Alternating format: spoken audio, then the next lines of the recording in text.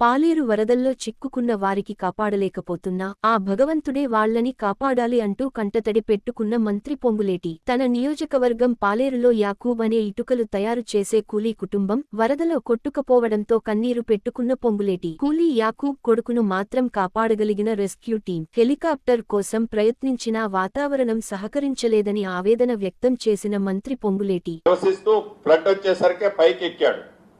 Morning నుంచి నేను ఒక 25-30 టైమ్స్ అతనితో పర్సనల్ గా ఫోన్ లో మాట్లాడుతూ ధైర్యం చెప్పుకుంటూ వచ్చాను. అటు 3 ప్లేసెస్ లో ఏదైతే నేవీ వాళ్ళకి సంబంధించిన హెలికాప్టర్లు ట్రై చేశాం, ఇక్కడ డిఫెన్స్ కి సంబంధించిన హెలికాప్టర్ ట్రై చేశాం, అదే రకంగా అకీంపేట ఎయిర్ ఫోర్స్ కు సంబంధించిన హెలికాప్టర్లు ట్రై చేశాం. లోకల్ రైన్లు హెవీగా ఉన్న కారణంగా ఏ ఒక్కళ్ళు హెలికాప్టర్ టేక్ ఆఫ్ తీసుకోలేము అనే పరిస్థితి ఉంది. ఏదైతే ఎన్డీఎఫ్ వాళ్ళని టీమును కూడా పంపించాం, బోట్స్ పంపించి, వాళ్ళు కూడా ఆ ఫ్లోలో మేము పనిచేయలేము అని అక్కడ నుంచి వాళ్ళు బ్యాక్ అయ్యి ఇంకొక ప్రదేశానికి వెళ్ళారు.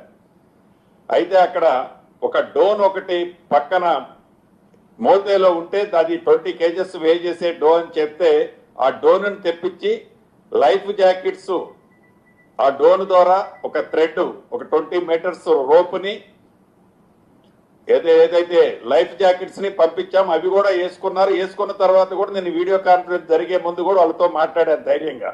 ఆ వీడియో చూపించి వాళ్ళ ఆ వీడియో కాన్ఫరెన్స్ లో నాతో మాట్లాడేటప్పుడు వాళ్ళ ఆవేదన వర్ణాతీతం. అంటే చావు చనిపోబోతున్నాను అనేది ఆ తల్లి నాతో మాట్లాడి ఆ ఘోష ఇప్పుడు నాకు కనిపిస్తుంది. ఇప్పుడే ఆ గోడ కూలిపోయిందట 2 minutes ముందు. చాలా తప్పకుండా భగవంతుడు వాళ్ళని కాపాడాలని ఆ ముగ్గురిని, ఎందుకంటే లైఫ్ జాకెట్స్ ఉన్నారు కాబట్టి ఏమీ జరగొద్దని మనస్ఫూర్తిగా కోరుకుంటున్నాను.